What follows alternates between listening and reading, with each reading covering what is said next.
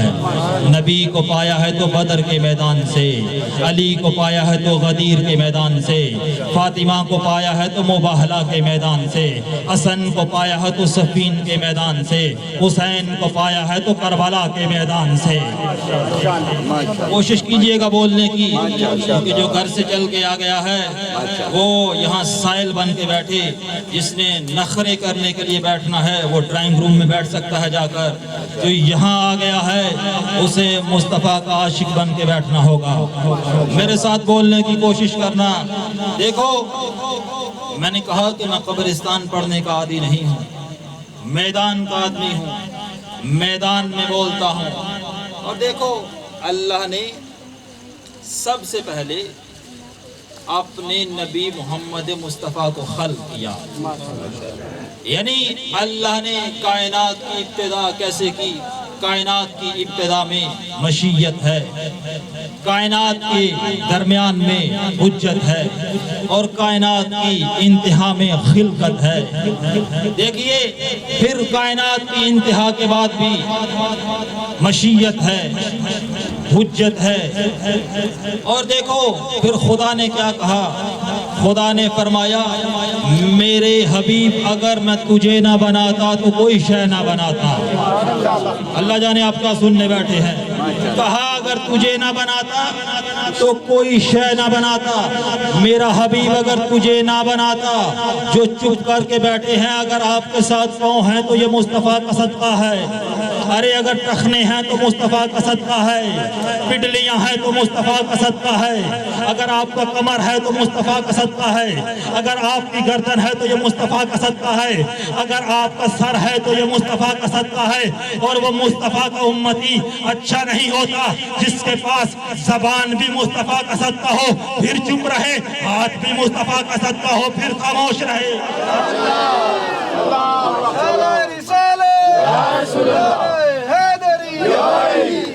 دیکھو یہاں پر آنے کا مقصد ہے کہ بولنا۔ میں آپ کو کوئی لیکچر دینے نہیں آیا، میں بھی آپ کی طرح ہوں، میں کوئی آپ کو سبق سنانے نہیں آیا، میں سننے اور سنانے آیا ہوں۔ وہاں سے آپ بولیں گے، یہاں سے میں بولوں گا، تاکہ جشن منایا جائے۔ اب گھر سے جشن منانے آئے ہیں نا، تو جشن کا ایک ماحول بن جائے۔ دیکھیے رضوان بھائی، اللہ نے اپنے نظام قدرت کے ذریعے کس طرح سے مخلوقات کو خلق کیا۔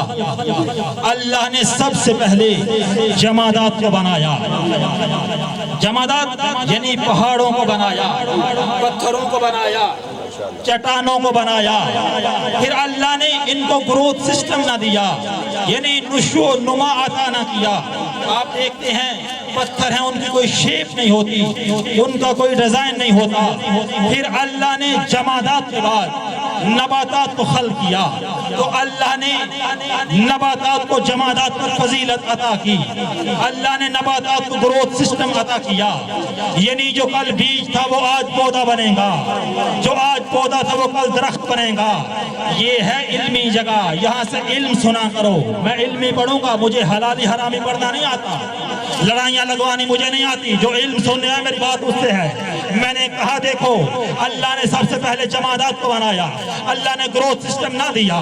پھر اللہ نے نباتات کو بنایا تو اللہ نے گروتھ سسٹم دیا، جو کل پودا تھا وہ آج درخت بنے گا، جو درخت بنے گا اس میں ٹہنیاں بھی کھلیں گی، اس میں ٹہنیاں بھی لگیں گی، اس سے شاخیں بھی نکلیں گی۔ پھر اللہ نے نباتات کے بعد حیوانات کو خلق کیا، تو اللہ نے حیوانوں کو نباتات پر فضیلت عطا کی۔ دیکھو اللہ نے حیوانوں کو چلنے پھرنے کی صلاحیت بھی عطا کی، گروتھ سسٹم بھی عطا کیا۔ پھر اللہ نے حیوانات کے بعد انسانات کو خلق کیا، تو اللہ نے انسانوں کو چلنے پھرنے کی صلاحیت بھی عطا کی، اللہ نے انسانوں کو گروتھ سسٹم بھی عطا کیا۔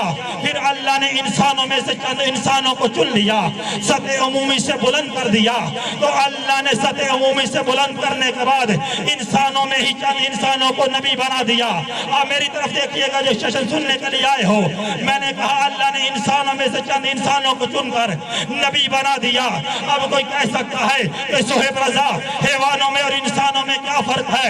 حیوان بھی ہاتھ سے کھاتا ہے، انسان بھی ہاتھ سے کھاتا ہے، حیوان بھی پاؤں سے چلتا ہے، انسان بھی پاؤں سے چلتا ہے، حیوان بھی آنکھوں سے دیکھتا ہے، انسان بھی آنکھوں سے دیکھتا ہے، حیوان بھی چلتا ہے، انسان بھی چلتا ہے۔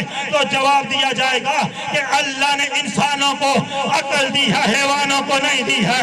اللہ جانے کہاں ہے میرا مجمع، ایک منزل تک لے کے جانا چاہ رہا ہوں۔ اللہ نے انسانوں کو عقل دی ہے، حیوانوں کو نہیں دی ہے۔ اسی طرح بندر اٹھ کے کہہ دے میں بھی انسانوں جیسا، تو بندروں سے کہا جائے گا بندروں اللہ نے تمہیں عقل نہیں دی ہے، انسانوں کو عقل دی ہے۔ رضوان بھائی اسی طرح کوئی بندہ کہہ دے میں بھی نبی جیسا، میں بھی نبی جیسا، میں بھی نبی جیسا، تو اسے سمجھایا جائے گا۔ اگر وہ کہے کہ نبی بھی ہاتھ سے کھاتا ہے، انسان بھی ہاتھ سے کھاتا ہے، نبی بھی پاؤں سے چلتا ہے، انسان بھی پاؤں سے چلتا ہے، نبی بھی آنکھوں سے دیکھتا ہے، انسان بھی آنکھوں سے دیکھتا ہے، انسان بھی کانوں سے سنتا ہے، نبی بھی کانوں سے سنتا ہے، پھر نبیوں میں اور انسانوں میں کیا فرق ہے؟ اسے سمجھایا جائے گا میری جان نبیوں میں اور انسانوں میں یہ فرق ہے کہ اللہ نے تم پر وحی نہیں کی ہے، نبیوں پر وحی کی ہے۔ زندہ باد یہ مجمع، عاشقان نبی و آل نبی، آپ سلامت رہیں۔ مجھے معلوم ہے کہ مجھے اس وقت پڑھایا جا رہا ہے جب ہر کسی کو نیند آ رہی ہے، لیکن دیکھو جو عاشقان نبی ہوتے ہیں نا ان کے جسموں کو تھکان ہوتی ہے، جذبوں کو نہیں ہوتی۔ جو جشن سننے بیٹھا ہے بات اس سے ہے۔ اب دیکھیے پھر رضوان بھائی ہر کوئی یہ کہتا ہے میں محمد جیسا، جس نے منہ اٹھایا کہا میں محمد جیسا، میں محمد جیسا۔ تو میں نے پوچھا صاحب یہ کیوں نہ کہا میں عیسیٰ جیسا؟ تو کہا صہیب رضا یہ نہیں کہہ سکتے میں عیسیٰ جیسا۔ تو میں نے کہا کیوں بھائی کیوں نہیں کہہ سکتے؟ کہا اگر کہا کہ میں عیسیٰ جیسا، اگر کسی نے ہمت کر لی کہہ دیا کہ میں عیسیٰ جیسا، تو پھر یہ ٹھوکر سے مردہ زندہ کر کے دکھانا ہوگا۔ کہا صہیب رضا کسی میں ہمت نہیں ہے وہ کہے میں موسیٰ جیسا، اگر کہا کہ میں موسیٰ جیسا تو پھر دریا میں راستہ بنا کے دکھانا ہوگا۔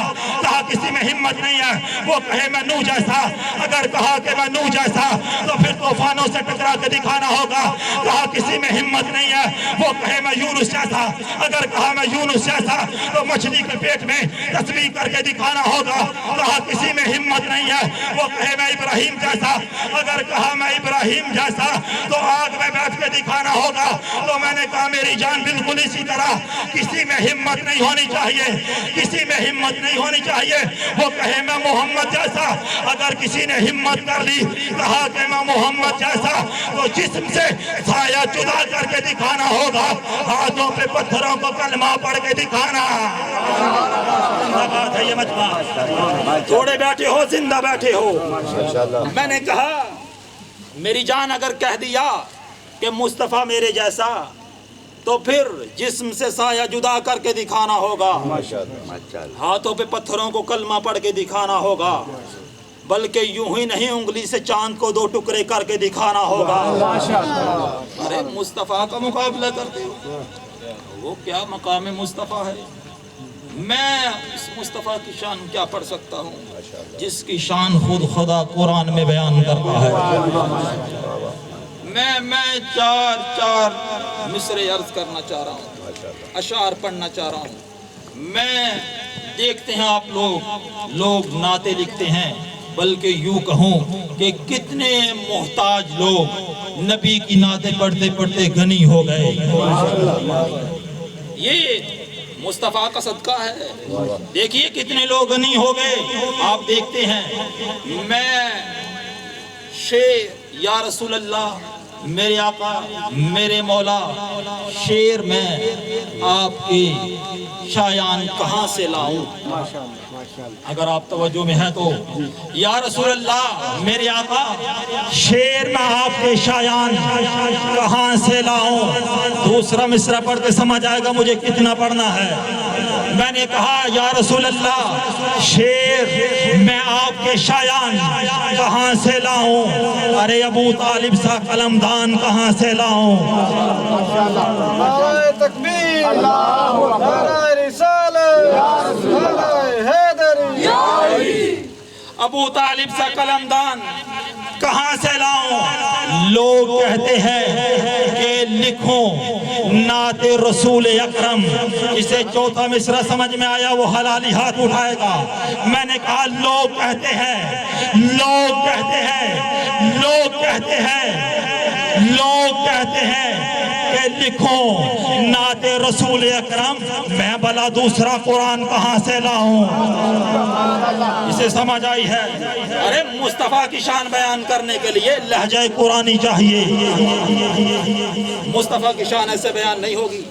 اور دیکھیے رضوان بھائی، منزل کمال سے منزل نقص کو سمجھا جا سکتا ہے۔ ماشاءاللہ قبلہ صاحب تشریف فرما ہے۔ قبلہ منزل کمال سے منزل نقص کو سمجھا جا سکتا ہے، لیکن منزل نقص سے منزل کمال کو نہیں سمجھا جا سکتا۔ نہیں پہنچا میرا مجمع، آسان کرتا ہوں۔ میٹرک پڑھا بچہ بتا سکتا ہے کہ 8ویں کلاس میں کیا تھا، 7ویں کلاس میں کیا تھا، 6ٹھی کلاس میں کیا تھا، لیکن 5ویں والا بچہ نہیں بتا سکتا 6ٹھی کلاس میں کیا ہے، 7ویں کلاس میں کیا ہے۔ سطح عمومی پہ اتر آتا ہوں اور آسان کرتا ہوں۔ دیکھیے ایک بوڑھا شخص بتا سکتا ہے کہ جوانی کیا ہے، بچپنا کیا ہے، لیکن ایک بچہ نہیں بتا سکتا کہ جوانی کیا ہے، بڑھاپا کیا ہے۔ میں نے مثال سے بات کو واضح کر دیا۔ دیکھو سارے جمادات مل کر نہیں بتا سکتے کہ نباتات کیا ہے، سارے نباتات مل کر نہیں بتا سکتے کہ حیوانات کیا ہے، سارے حیوان مل کر نہیں بتا سکتے کہ انسان کیا ہے، ارے سارے انسان مل کر نہیں بتا سکتے کہ انبیاء کیا ہے، سارے انبیاء مل کر نہیں بتا سکتے میرا مصطفیٰ کیا ہے۔ اب سارے انبیاء مل کر نہیں بتا سکتے کہ میرا مصطفیٰ کیا ہے۔ دیکھو اخلاص پر والو، بولو یا نہ بولو، لیکن چہرہ اتنا سیریس نہ رکھو کہ پڑھنے والے کو اگلی حدیث بھول جائے۔ مسکراہٹ رکھو چہروں پر۔ جشن میں بیٹھے ہو نا، میلاد میں آئے ہو نا، تو گھبراہٹ کس بات کی؟ پڑھ میں رہا ہوں نا، تو پریشانی مجھے ہونی چاہیے۔ شاید کو یہ کہہ دے یہ بچہ کیا پڑھ کے چلا گیا، یہ بچہ کہاں سے آیا تھا۔ میری جان میں وہی پڑھتا ہوں جو پڑھ کے آتا ہوں، مجھے وہ سٹی رٹائی تقریریں نہیں آتی، کیونکہ یہ علم والوں کا منبر ہے۔ ہماری مسجدوں میں کیا لکھا ہوتا ہے؟ انا مدینۃ العلم والی بابھا۔ یہ فلمی گھرانہ نہیں ہے، یہ علمی گھرانہ ہے۔ جان اگر یہ چلتا تو اسے چلا دیجیے۔ میں نے کہا یہ علمی گھرانہ ہے، یہاں علم بیان ہوتا ہے، یہاں رٹی رٹائی باتیں نہیں ہوگی، یہ ذمہ داری کا منبر ہے۔ ابھی 2-4 گھنٹے میں یہاں پر ہوں، اگر کسی کا معدہ فضائل مصطفیٰ ہضم نہ کر سکے تو میرے پاس آ سکتا ہے، میں کتابوں کے حوالے دینے کے لیے تیار ہوں۔ اور دیکھیے رضوان بھائی، جس کسی نے اٹھائی مصطفیٰ پہ انگلی اٹھائی تو یہ کون سا کمال ہے کہ ہر کوئی کہہ دے میں مصطفیٰ جیسا، میں محمد جیسا، میں مصطفیٰ جیسا۔ ارے ان بندوں کا کمال نہیں ہے جو کہیں میں محمد جیسا، کمال تو ان بندوں کا ہے جنہیں محمد کہیں یہ میرے جیسے۔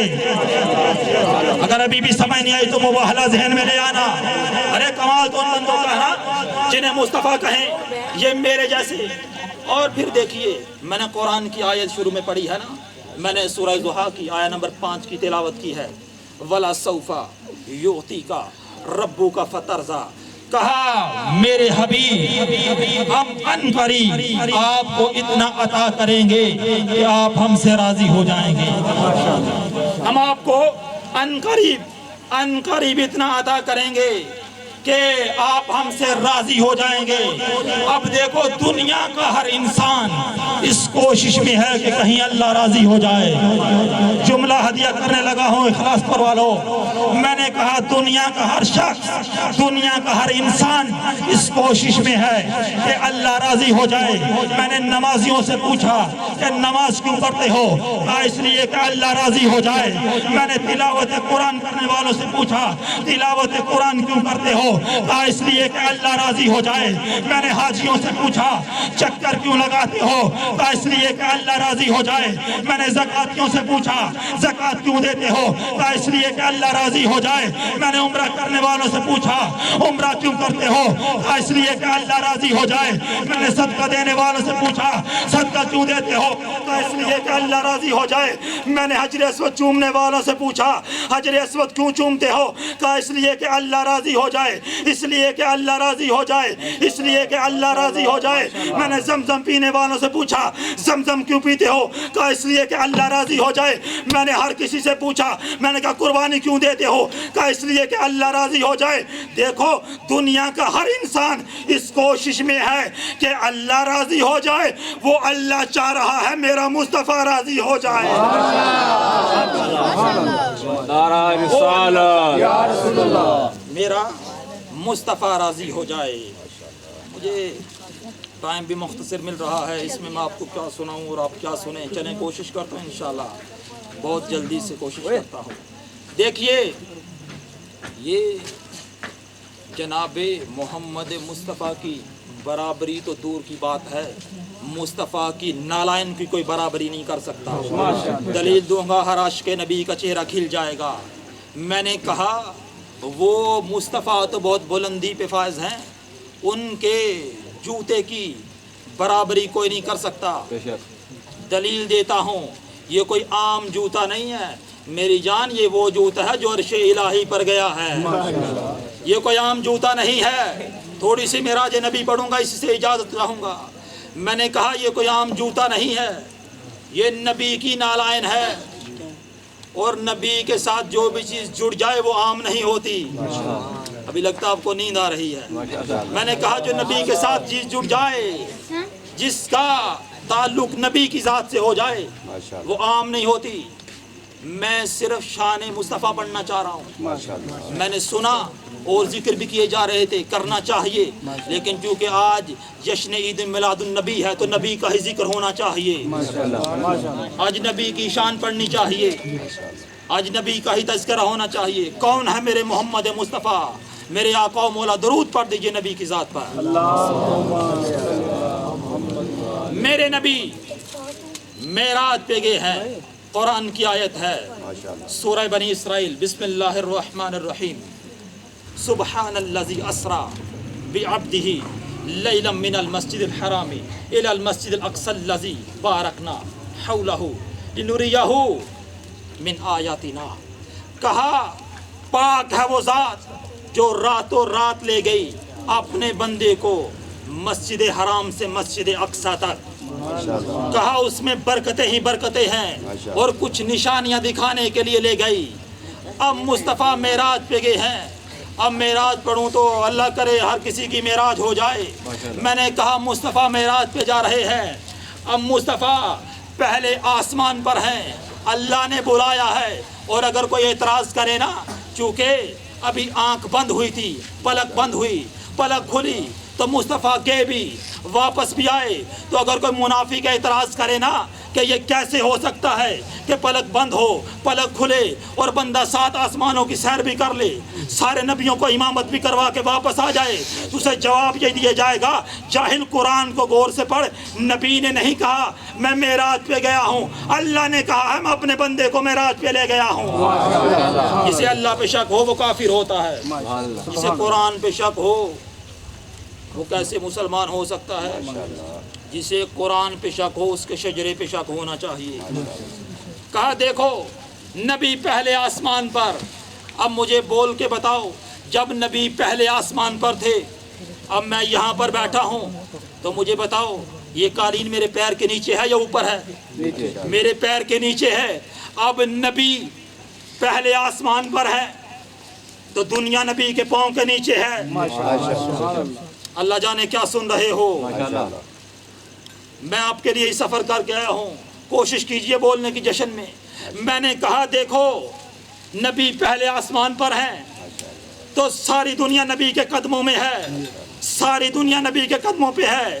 چلیں یوں کہہ دیتا ہوں، سورج ہے تو نبی کی نالائن کے نیچے، چاند ہے تو نبی کی نالائن کے نیچے، ارے زمین ہے تو نبی کی نالائن کے نیچے، ارے شیعہ ہے تو نبی کی نالائن کے نیچے، سنی ہے تو نبی کی نالائن کے نیچے، اہل حدیث ہے تو نبی کی نالائن کے نیچے، ارے دیوبند ہے تو نبی کی نالائن کے نیچے، وہابی ہے تو نبی کی نالائن کے نیچے، کوئی تابعی ہے تو نبی کی نالائن کے نیچے، کوئی صحابی ہے تو نبی کی نالائن کے نیچے۔ ارے نبی بلند ہے، ہر چیز زمین پر ہے. اور دیکھو نبی جب پہلے آسمان پر تو ہر دنیا کی ہر شے نبی کی نالائن کے نیچے, نبی کے جوتوں کے نیچے. اب نبی دوسرے آسمان پر تو پہلا آسمان نبی کی نالائن کے نیچے, نبی تیسرے آسمان پر تو دوسرا آسمان نبی کی نالائن کے نیچے, نبی چوتھے آسمان پر تو تیسرا آسمان نبی کی نالائن کے نیچے, نبی پانچویں آسمان پر تو چوتھا آسمان نبی کی نالائن کے نیچے. بلکہ یوں کہوں چوتھے آسمان والے بھی نبی کی نالائن کے نیچے. اللہ جانے کیا سن رہے ہو بھائی, چوتھے آسمان والے بھی نبی کی نالائن کے نیچے. نبی نبی نبی چھٹے آسمان پر تو پانچویں آسمان والے بھی نبی کی نالائن کے نیچے, نبی ساتویں آسمان پر تو چھٹے آسمان والے بھی نبی کے جوتے کے نیچے.